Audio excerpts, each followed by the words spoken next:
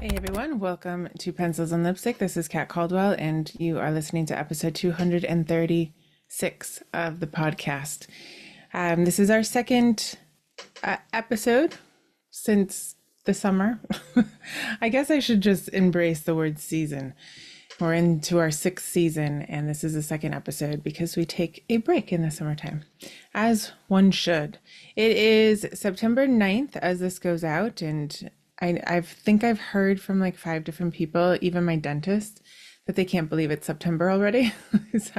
So if that's how you feel, I hope that you're settling into this, wonderful fall month. I love September and October. So, I like summer, but I just love fall. I just love it. So I'm loving it. I can believe that it's September. I'm having quite a good time. I just love this month. This last week I got to go see live in Stone Temple Pilots, so that was super fun. I had a very good time, and it reminded me that while we can't all afford to go to concerts constantly because they're ridiculously expensive these days, whatever happened to the $50 concert, I missed out on seeing U2 in 98, and it was because it was $50. And to me, that was just an exorbitant amount at the time. So maybe it's just inflation, whatever. I don't know. I'm a writer, not a mathematician or an economist. So while at the concert, I was thinking, well, we can't always go to concerts constantly, right? We can't afford that. It is still really important as a writer to have experiences, right? To go out and see the world, to go out and allow yourself to absorb a different art form, a different experience, to meet people, to see things, to allow your brain just a break from the writing and the creating all the time. Maybe you don't have this issue. I don't know. But I think if you have been writing your book for a while, or you've been writing books for a while and you feel a little burned out or you just feel a little empty, perhaps you need a shift in experience. And if you don't feel empty, before you do feel empty, go out and have an experience. I actually found an art exposition that I'm going to go to. It is difficult. I understand that. I have 3 kids. The hours that I have are the hours that I have for work. Weekends are usually full of volleyball or tennis or something. There's always something. And so it is difficult, but one thing a month, 2 things a month, and it doesn't always have to cost money. Now that it is not uber hot outside, we will be going out into nature and having a walk and a picnic and just sort of absorbing the nature around us and the beauty around us as a family. So there's that as well, right? You could take a class, you could just stick your feet into the creek water.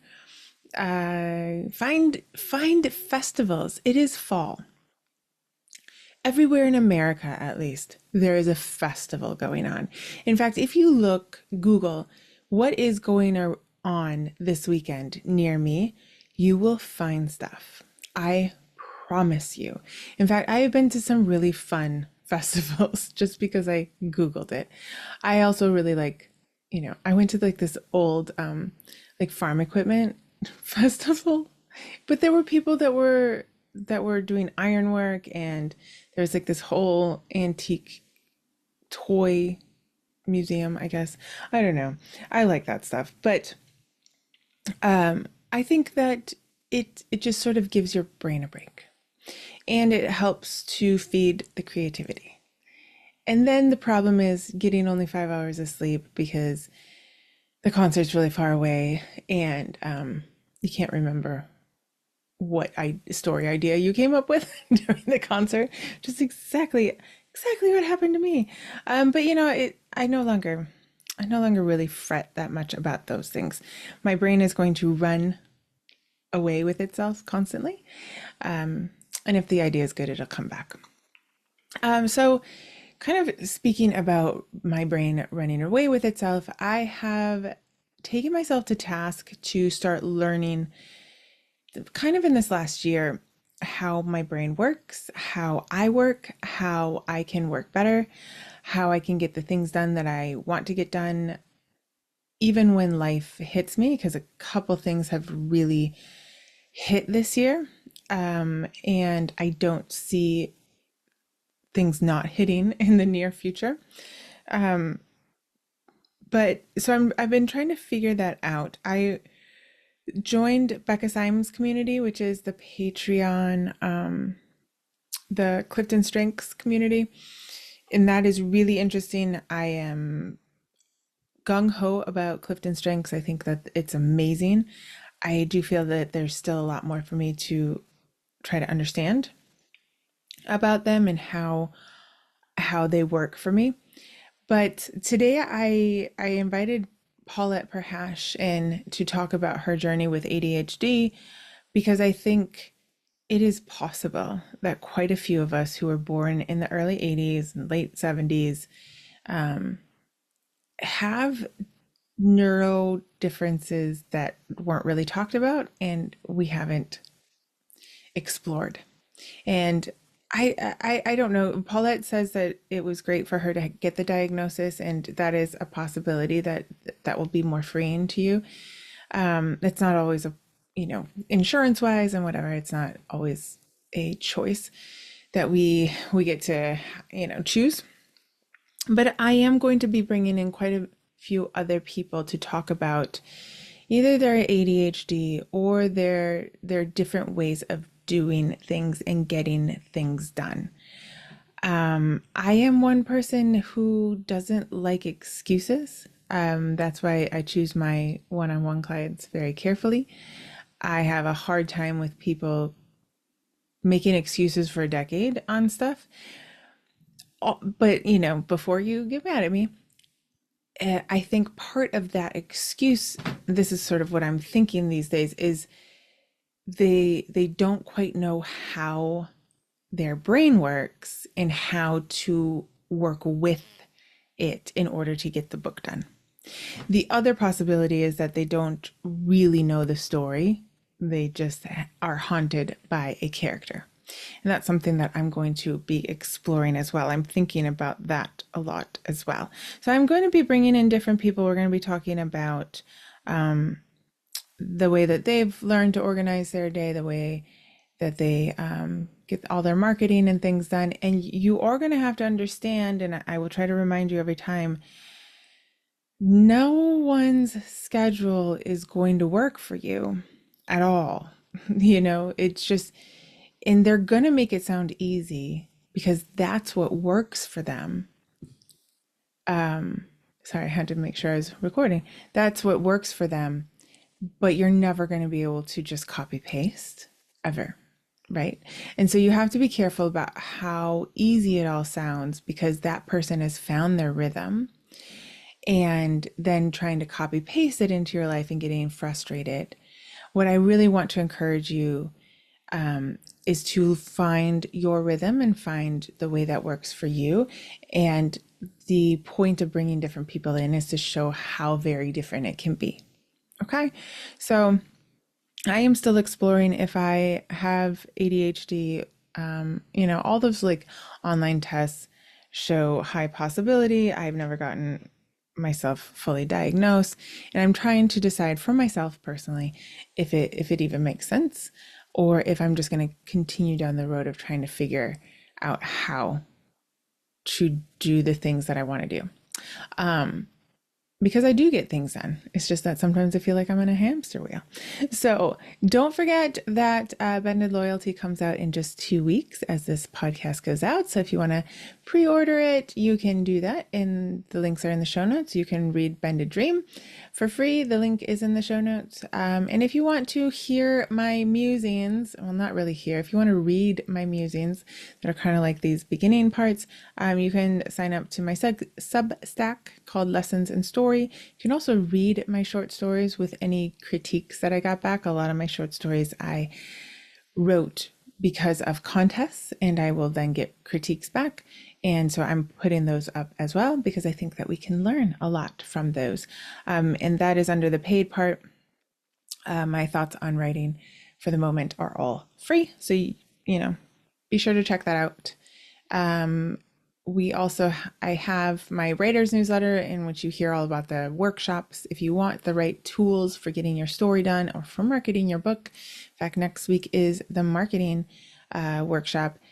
I'm bringing in all different people to teach you the things that you might need to know. So this month, September 17th, is the marketing for authors who hate marketing with Lynn Bohart. And next month, we are learning how to write excellent villains with Louis Jorstad. And then in November, you can learn how to build out a fiction series if you're thinking about doing that with Tracy Gardner. So there's lots of stuff going on. There's always lots of things going on in my corner of the world. So get on my writer's newsletter if you want to hear more about them. Otherwise, the links are in the show notes. And I hope that you guys enjoy this interview with Paulette Perhach. Her links are also in the show notes if you wanted to join her cohort masterclass, whatever you want to call it. If you want to hear more about her, more from her, she had a great article come out just last week. So if you're on her newsletter, you will hear about that stuff. She's a great writer, and I think that you are going to enjoy this greatly. So without further ado, let's get into the interview. Okay, welcome back, everyone. This is Pencils and Lipstick. I'm Kat Caldwell, and today I have a guest with me. Her name is Paulette Perhach. She is a writer, an essayist and an article writer, I would say. I don't know. What's the title that you give yourself? Creative nonfiction writer. Creative I also nonfiction have writer. a novel that I've been working on forever. Awesome. I love it. Great novelist. What we're going to talk about mostly about, you are the first person that I thought of, is writing when you have ADD or ADHD. I thought about you, especially because you're very open about it, but as a nonfiction creative writer who's really pitching all the time, I figured you have a ton of balls in the air all the time. You have to pitch, you have to write, you have to think of a new thing to pitch, you have to like, who has responded? I can think of all the Excel files, and then I think, like, how does somebody who has ADHD even, like, that sounds very overwhelming. Yeah. So let's talk a little bit. Why don't you give us a little intro into your journey as a writer and finding out as an adult that you had ADHD? Yeah. So I went to school for magazine journalism. I was always on yearbook or, just like in English classes in school. And yearbook, I really liked it because you got to like go off campus. And so then I did magazine journalism. I always wanted it to be like I love field trips. I love being out in the world. So that's what brought me to like journalism. And then I've always had big emotions. So sad girl essay is like my home base. And in my school, you could take, instead of a foreign language, you could take computer classes. So I took 3 semesters of personal software. Bit me in the butt later when I joined Peace Corps and could say like the days of the week and, pig and cow, but that was neither here nor there. And so I learned Excel really well in college. Like my final project was a business plan that was 200 pages when printed, like a spreadsheet or like a Oh my workbook. gosh, that's crazy. And I would always say, oh my gosh, Excel is the brain I wasn't born with. Like, I love Excel. I love it. Like, oh, I need it. If I'm doing math, I need it. I'm like, I need a spreadsheet. And so then I interned at, some magazines, was a small town reporter, then did Peace Corps. And, I've always struggled with impulsive spending. I bite my nails, I shake my leg. My mind is always racing for sure. I don't sleep well. And I'm also funny and I love adventures and I'm spontaneous and I'm playful. So let's not forget the good part. Yeah, exactly. And so I was interviewing an expert on ADHD and we got to chatting and he said, hey, it kind of sounds like you have ADHD. And How old were you? I was 35, I believe. And because I was writing my book that year and I was like making no money and working so hard. The official test was $260. So I didn't do it. Right. And what I thought ADHD was I have a hard time focusing. I get distracted Hmm. easily. Okay. Done and done. Right. And I was like, okay, like, what am I going to do with that information anyway? Mm. So I took an online test. It's like high likelihood of ADHD. So we are like, haha, I probably have ADHD. But like didn't really do anything about it. And it was only years later when I was still struggling so hard. I had an assistant and like, but I was like just still swirling that I was like, all right, let's figure this out. Like, is this Okay. ADHD? And then I got tested when I was 38. So Like three officially. 3 years ago, this month actually. And so officially tested, and they were like, well, like during that time they asked, do you have trouble with organization? And I was like, well, not now. Like I had to literally dedicate like a Okay. decade of my life to studying programs and getting my systems in place. So like, yeah, I got it handled, but like it kicked my ass for a long, long, long time. Right. And Right. so they were like, well, we're gonna like put that as a yes. And so after the test, the guy was like, well, we don't often get 20 out of 20. So like I have Oh my goodness. very severe raging ADHD. Hey, 100% A plus. You passed the test. Yeah.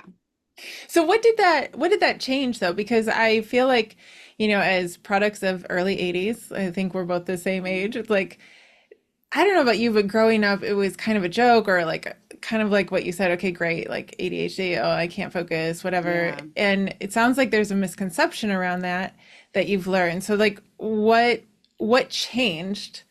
Oh Uh, my gosh. like did it help at all to know to have this diagnosis? Oh my God. Like immensely. The Okay. amount of self-compassion. So some of the things I didn't know about ADHD is that there's Mm. something called rejection sensitive dysphoria, which is like Ooh. makes rejection really like almost physically painful. So when someone's like, you're too sensitive, right? It's like any rejection is very painful to us. So it's great to be a writer. Great to be a writer.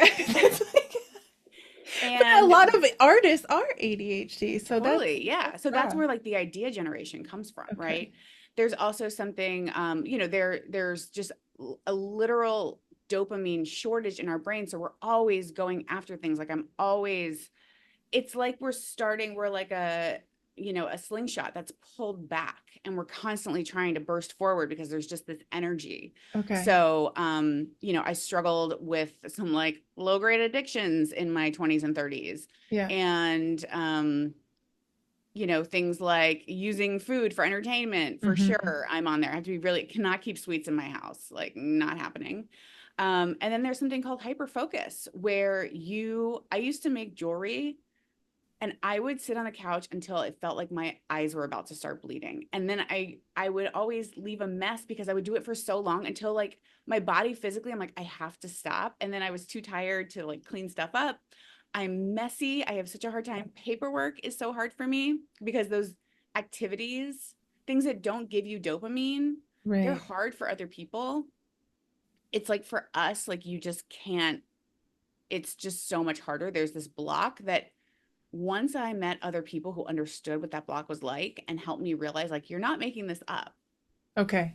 It just was this huge sense of self-compassion and relief. Right. Because Right. the other explanation is you're lazy and you're not a good person, right? Yeah, So, that's the like, thing. I'm sure everyone as an adult has heard that at some point in their life. Like they can't, somebody accusing them of being lazy or disorganized or a mess, or you just need more yeah, self-discipline. This is probably stuff that they grow up hearing, yeah. right? You get 20,000 more negative messages during your childhood if you have ADHD on average. I don't know how they calculated that, but yeah, I Oof. definitely had a reputation for being lazy. But And then yet you when I get so was, much done. You know what oh I my mean? gosh, Like and weird. like I just was like, the game for me was to like beat the system of school without learning anything. And now like I love adult education. I read more, I learn more than I absolutely have to. And in classes where I could be creative and it was project based, like I was, like full on. If I'm on something, you cannot get me off it. I'm like, back away. Yeah. But sometimes, like when eBay came out, I went nuts and I could not stop buying things on eBay because it was the dopamine of shopping with the dopamine of winning. Oof. My friends had to have an intervention. They were like, Paulette, like so many boxes are coming to the house. What are you doing in your room at night? I'm like, I and like, can't what was stop. that?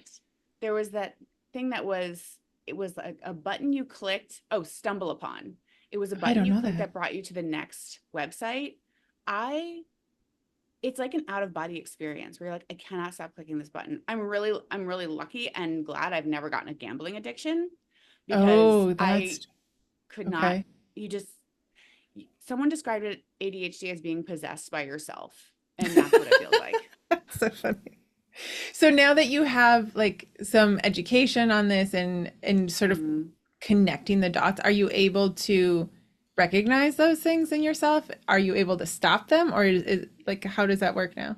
Way more able to recognize when I'm Okay. in hyper focus, when I'm doing something. It's like my brain's going, and then it's like my conscious steps back and it's like, okay, I see what's going on here. All right. We're gonna let this go. If it's like 7:24, I'm like, we're gonna let this go till 7:30, and then we're gonna stop. Like we're gonna stop at 7:30. And I've had to do that. I did that one time shopping when I'm leaving a place that I have traveled to and I do that like last minute shop. There is this thing where like I try to just collect everything that like the happy memories are now like in shopping form where I'm like, I take it all with me. Oh my God, this and this and this. And one time my sister called me and I was like, thank God. I was like, oh my God, I'm so glad you're here. I'm like, I need you to listen to me walk to my car and leave this shopping area currently, please. Like, cause I'm having an out of body experience. Right. Yeah. And did that come because of the like after the diagnosis and the recognition of what this is? That was before my diagnosis. Okay. But I mean, we already But you were knew I kind had of an getting there, impulsive. like Yeah, we knew that I had like a shopping binge or like a spending binge problem. So there's a lot of like binging behavior that happens with interesting. ADHD. Yeah. I don't think I've ever heard that before. Like, so I guess it could go into anything, really, like Yeah, anything I that mean sort of gets it's you that hit. anything it's anything that gives you dopamine, you know? And so people get addicted to sex, to shopping, to, you know, I've never felt like a shopping addict. It's just been that like with ADHD, you're often time blind, so you have a really hard time Mm. imagining the future and making the future very concrete to you. So some things that I've heard Okay. from Russell Buckley, who's a great expert, he has said like make the future external. And I kind of hate this one because I mean it feels weird, but he's like talking to yourself out loud. You will listen to yourself Hmm. more than if you're just trying to talk to yourself in your That's head. so interesting. I'm like, Okay. not that we're all like after COVID, not You're like, muttering to "Rah, rah, ourselves rah, left and right. rah." It's true. Um, We're all a little insane at this we're all point. a little crazy during COVID. But you know, and for me, the biggest switch has been the positive self-talk Mm. versus Okay. like, you know, like I think it's kind of funny to call myself the B word. And I'm like, all right, I'm like, come on, B, we're not doing this today. Like, oh my God, da da da. And that has changed to, all right, buddy. All right. I said you spent a little more than you wanted to yesterday, but like today's a new day. Like, let's go, you know? Yeah. And Yeah.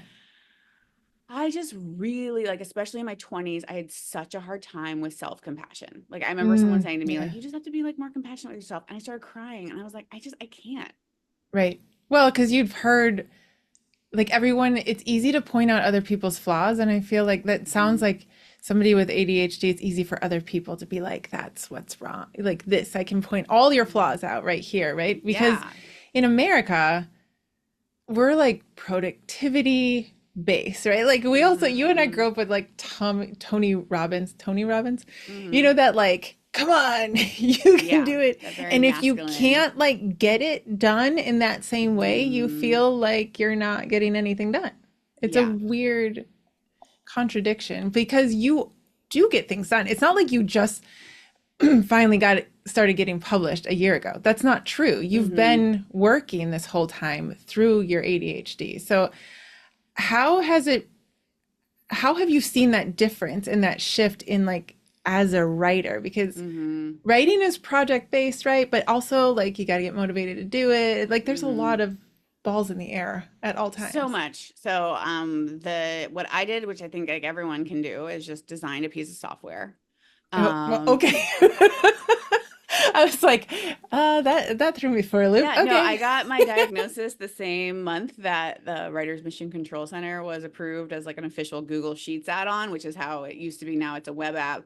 but that's all coming together. Like Okay, the okay. fact that I designed organizational software for writers. Yeah. I was like, oh, I see why now. Okay, that was pretty extreme, but that's what I had to do. Okay. So To like teach now I yourself just, how to keep it all together. yeah, it's a place to organize all your ideas, Mm. not make sure you don't lose things, keep track of your deadlines, keep track of where you've submitted what and where you want to submit things and all your projects and opportunities too. Yeah, because that's a lot.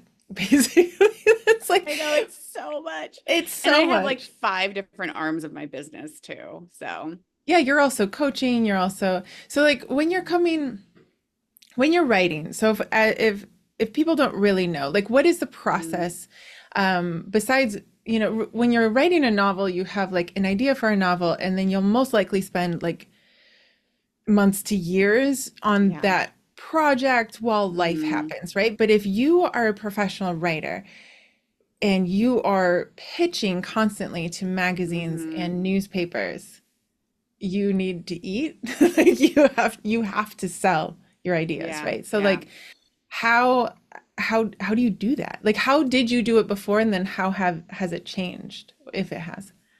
So, with things like journalism, you have to be keeping track of what's going on in the zeitgeist, what's, trending right now. Um, I'm actually celebrating my 20th acceptance in the New York Times. So I'm working on my 20th Yoo-hoo. Oh article my for the New York gosh, that's Times, so really cool. excited. And that came from reading. You need to be reading up Okay. on what's going on. And this story that I'm doing was inspired by a recent piece in the news. So it's kind of a secondary feature story inspired by that. You have to get it to one editor, remember to follow up, remember not to pitch Mm. it to them again, right? Oh, okay. Once there's been enough time, you have to pitch it to another editor. If you get an opportunity, you want to get on it really fast. I've become really good at following up, and that feels so good because it's so hard to do to actually follow up on things. And I still do make mistakes, like Right. for sure. Things that are important to me, things that I'm like, how did I drop the ball on that, right? Like I'm certainly not perfect at all, but I don't like it's night and day from how I was, 15 years ago. Okay. Like So for sure. before was it like, I mean, because 15 years, like when you and I were in college, there Mhm. was no iPhones, right? Like we barely had flip phones at that point. Gosh, I'm aging myself. And then I remember I learned Excel, but our laptops were like giant and clunky and so you ended up like I had notes everywhere like I still do. Mhm. This is ridiculous how many Yeah. like so what did it look like in the beginning when you're forcing yourself to get these things done because you want to pass college Yeah. versus like building your own software to help yourself and other writers? Yeah, so I had a date book. I was very interested in how do people do this? Mm, How it are seemed other like a people? mystery. Yeah, it's like a mystery. Like, and I think the big question with someone who's growing up with ADHD is why? And you don't Mm, realize there are all these whys. Why can't I keep it together? Why can't I keep my house clean? Why can't I just fold the laundry? Why can't I, like wait for the right moment to do things? That's a big one for me. I'll do things that okay. are just like at an inappropriate moment where I'm like, I just can't wait. Like now, I got to do it now. Like, calm down. So, I really was trying. And I think that's the thing. Like, and even today, I feel like I'm known as a writer who hustles and works hard. Hmm. And I'm like, I'd kind of rather just be known for like my amazing writing. Like, and I'm Yes. like, which I'm obviously joking, but like joking, but not joking. Like, I would like to be known for Right, my right. work. And I think I'm known for my struggle more than Mm, anything. And no one labels it that, but that's what it feels like. right. Like I am, I'm paddling with all fours, like trying to keep my head above water. And people are like, wow, look at Paulette. She's really working hard. And, it just seems like other people just gliding by with this easy free stroke. And I'm like, why is everyone just like surpassing me like crazy? Yeah. And so I got really interested in it and just studied. And, it would look like, oh my God, like a syllabus, looking at a syllabus. I'm like, or just being like, you have to read a syllabus. Like, oh my God. It always felt like I missed the class on life. That's what it felt like. Oh, wow, that's a good Yeah. way to put it. And just Okay. so many like apologies, feeling like you're in trouble, stress, worry, anxiety. I've also really struggled with anxiety in my life, and I think Okay. it's definitely related to ADHD. Yeah, I would think so. I mean, at least part of it, right? Because Mhm. is there a part where you're like, even if you are on top of it, there's a slight anxiety that maybe you missed something because the past has told you you didn't always get it. Slightly, Like, but is there that part of it? I feel better than ever. And part of Yeah. that was like hiring help, Okay. like I worked for a really awesome high level real estate agent in New York, and she showed me how, in order to scale my business and to get bigger, like I had to handle that stuff. Oh, And so this is part of what's called the ADHD tax, where like life is more expensive for ADHDers sometimes, because right. for some people, if you just buy regular vegetables, you're never going to cut them up. They're going to go bad. You're going to throw them away. So like paying that little extra for the pre-cut vegetables will help you do that. Mm, I've worked with a trainer online to make sure that I exercise and actually get it done for 4 years. And that's been an amazing investment. right. Just moved to New York. So I'm going to start going to the gym here a little bit more because they have classes and stuff. And Oh, you yeah, moved across country. I did. Yeah. Wow, that's awesome. Yeah. Good for you. Now you're just going to become like the New York Times writer. I like this. But when you're, you're an adult, you're like, accomplished, people see you. Like, I talked to you well before your diagnosis, I think, and Mm-hmm. you were already had a couple viral articles. So like you said, like people from the outside are like, you're killing it. You're doing a great job. Mm-hmm. Was it like, did it come at a cost of like a physical or mental cost that you're just trying, like you say, you're treading water and trying to keep up with people? I'm trying to just think of like how other people might recognize through you if they maybe need to go actually take this serious and get a Oh diagnosis. my gosh. Well, the great thing is there are all these wonderful online tests. Oh, okay. So, um, just And take they're a few real? They're like, tests. they'll really tell Yeah, you? one's from like ADD.org, and ADD is kind of the antiquated term now. They're Okay. kind of just combining it with ADHD. But yeah, take a few tests, and if it's like, yeah, seems like you do, then get officially diagnosed. That's fine. If you can afford it, like it wasn't accessible to me at the time, Right. and so it's not accessible to everyone. And I think there's like enough information out there. Unless you want to get medicated, obviously you need to get official diagnosis, but like you can start to, it's like I was applying to some things. It's like, do you have a disability? And like ADHD is under the Disabilities Act. I'm like, this feels Nice. really weird to say. And and Yeah. I don't walk around with that label all the time. It's a neurodivergence, it's a difference, it can be a Right. superpower. Um, and so, but it's wild to see it listed there and be like, as But a society, it is like a the difference, government lists it right? as that. Yeah. Right. I mean, there's something to it. Like my daughter, my oldest has dyslexia, and it's like Mm-hmm. on one hand, we talk about it all the time, kind of like what you said, like the diagnosis is power because now it's like it's not a mystery anymore, Mm-hmm. But your brain is wired differently. Mm-hmm. And so you are at a disadvantage to like the average wiring of the brain, right? Like, Yeah.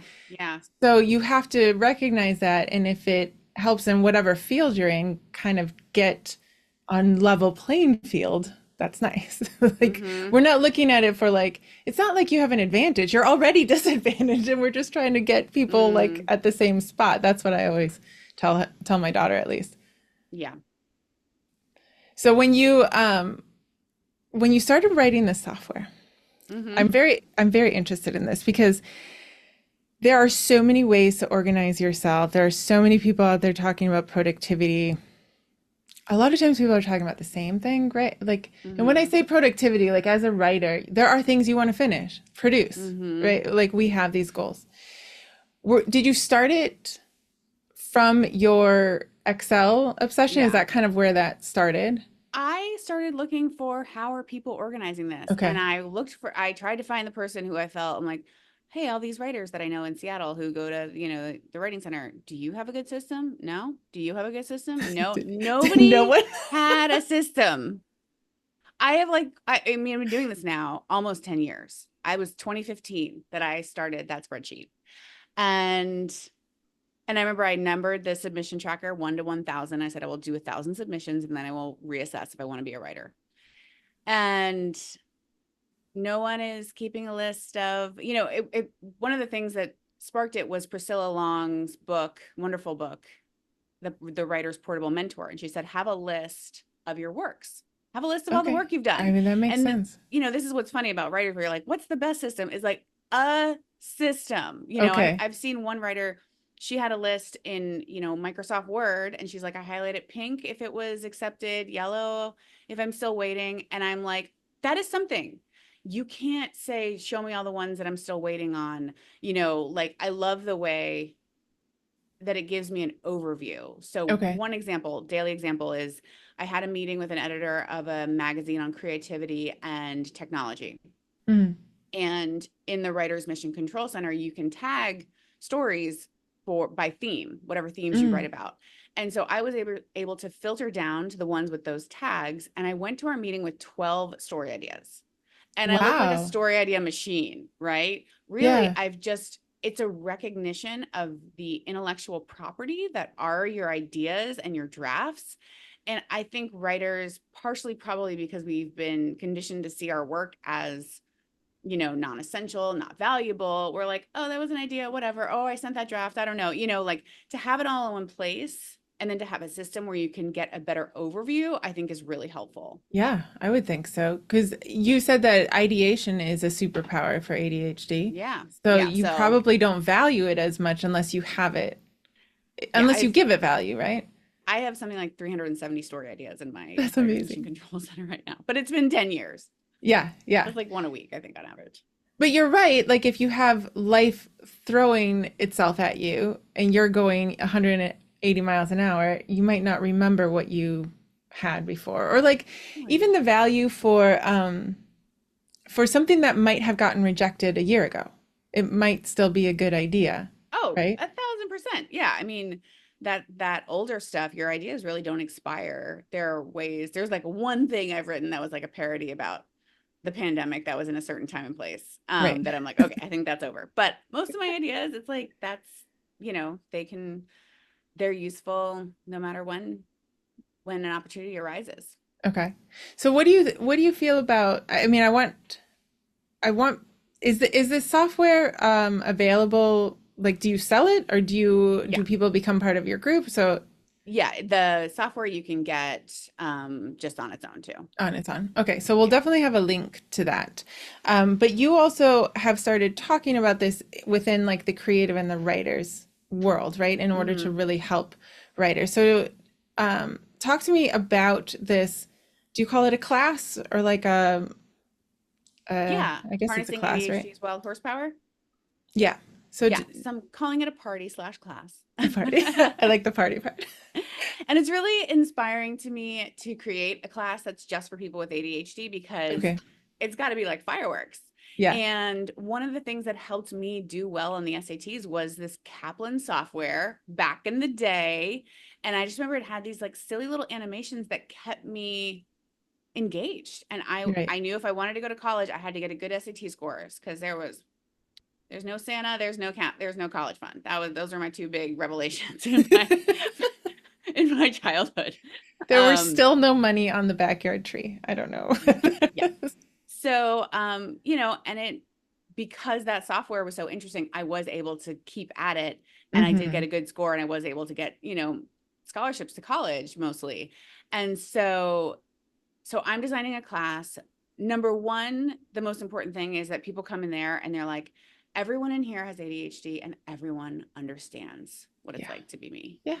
Right. Oh Yeah. my God. Just the relief there because about 1 in 20 people have ADHD. So chances are in your small social circle, it's just you and you feel like a weirdo, which Yeah. Yeah. I've felt a lot. And the other thing is we're going to bring in experts on ADHD. We have amazing guest speakers, psychologists, coaches, people who really understand how to take your Hmm. brain. The writer Emily Ferris, who wrote I'll Just Be 5 More Minutes, is going to come in. I'm excited about her. And we're going to have a session that's just for friends and family, not for the writers, so Interesting. that friends and family can ask questions and kind of feel like they have an open space that they won't like offend the person, but just get like really honest answers. And we'll also Right. tell them for you, like, this is not something that this person has control over, Yeah. It's not an excuse either, but it's Okay. to accommodate. It's an operating system that you have to accommodate. And so to talk about how you can accommodate together, Right. is That's a the really way that good this brain works. idea.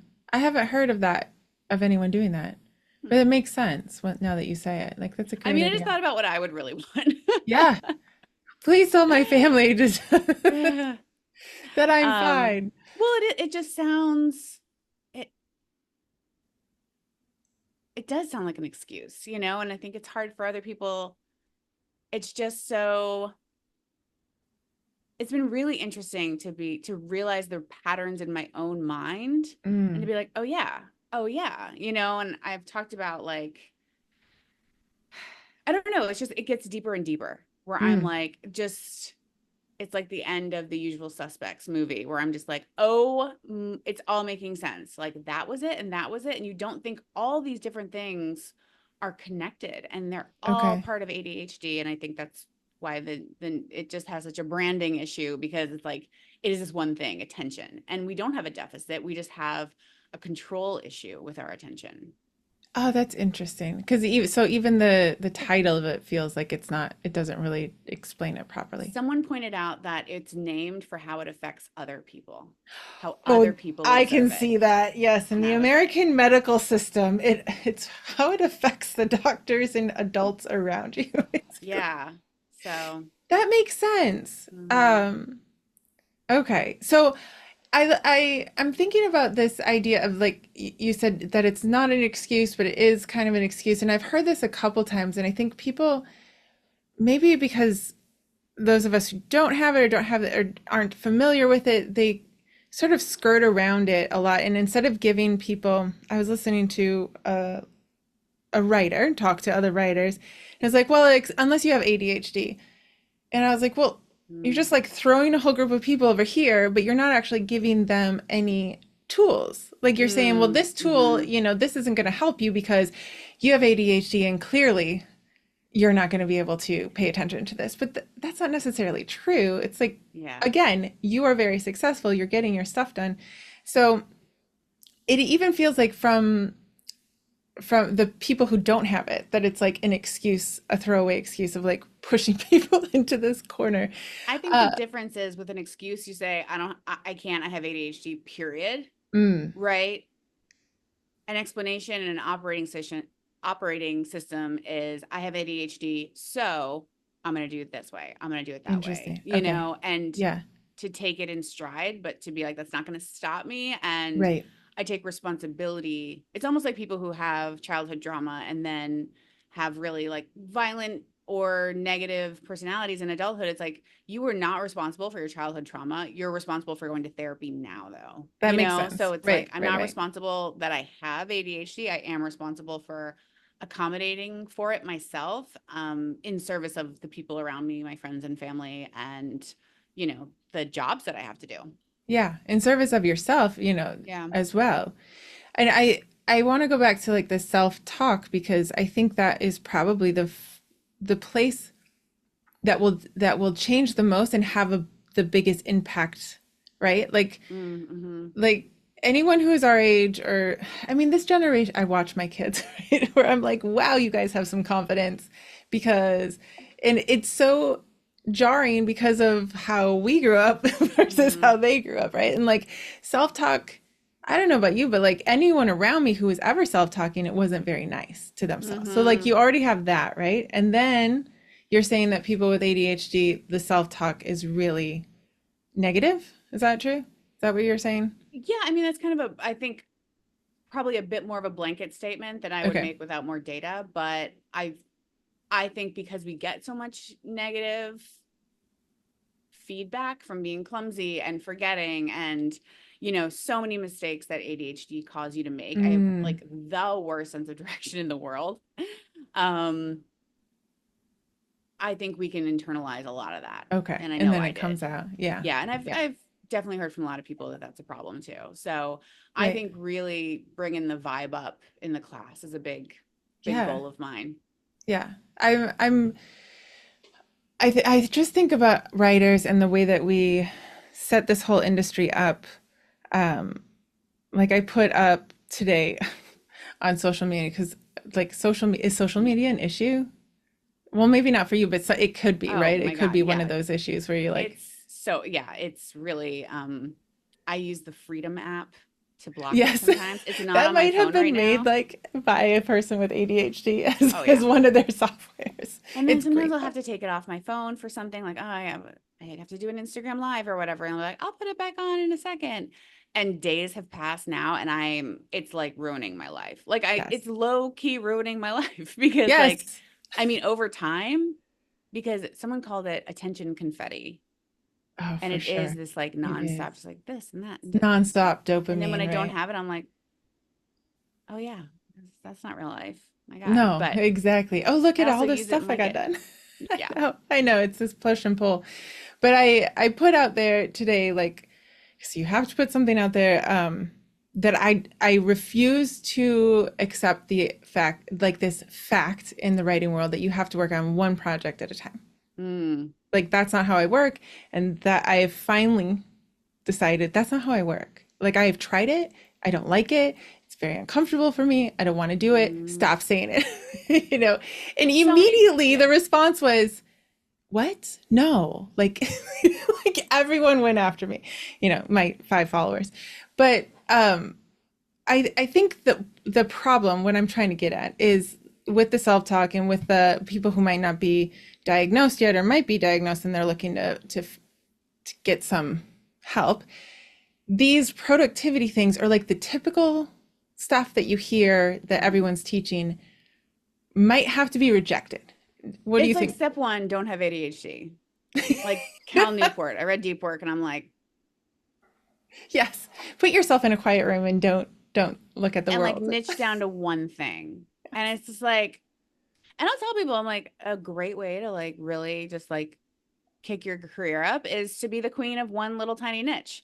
I cannot do it. It would be an Yep. absolute like, I became a journalist because I'm curious and I love to learn about lots of little things. And also, I know a lot of people who are the queens of niche XYZ, and we go to coffee and they're like, if I have to write about this crap one more time, I'm going to go nuts. So I'm like, I don't I want don't to. want, I don't want to. Yeah. You don't So have to. yeah, you don't Like have to. we don't have to do what they say. Yeah. We just have to find our system, which is something that you found. So, Yeah. so I want to put in the links in the show notes for sure, because I think you are a great stepping stone for people to come to see if they don't know you already, and to find somebody who's has a great career and also has ADHD and is willing to talk about it and has created some tools. So where can people find you? What is the best way to find this tool? And then let's end with talking a little bit more about the class, because if people are, you said, you know, they might need to get help. So like this is one offering, right, of help Mm-hmm. in which they can be really introduced to it, find people who are like them. So first, where can people find you? So people can find me at That Writer Paulette and thatwriterpaulette.com. And there are links there to harnessing ADHD's wild horsepower and the Writer's Mission Control Center as well. Okay, so the Writer's Mission Control Center is the software that you created. Mm-hmm.